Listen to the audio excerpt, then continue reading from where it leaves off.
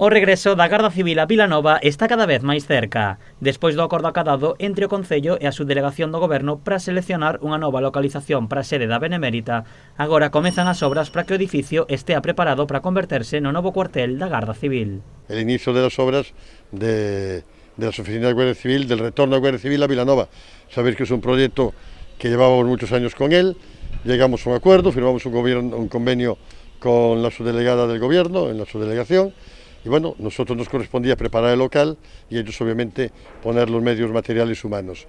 No acordo acadado, o Concello encargarase de toda a reforma do novo cuartel e a Subdelegación do Goberno de dotalo cos equipos necesarios. A reforma do local terá un custo de 45.000 euros. Se vai dotar de aislantes e trasdosaos todo os cerramientos exteriores, así como a tabicaría toda realizada en pladur interior con aislantes de lana de roca. Adaptaremos tamén o uso que se vai dar á instalación de 3 despachos, 2 archivos basicamente e uns vestuarios bastante generosos con incluso aseos, duchas para o personal aquí destacado.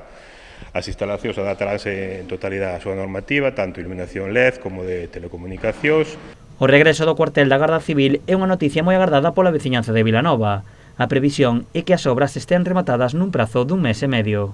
Empezamos las obras hoy, es un gran día porque todo el mundo nos pregunta por la calle ¿cuándo viene la Guardia Civil? ¿Cuándo viene la Guardia Civil?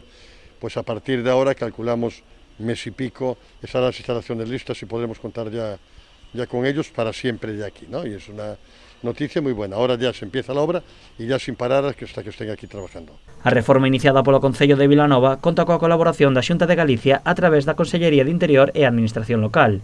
Unha vez rematada, preto de 20 gardas civis traballarán no cuartel vilanovés.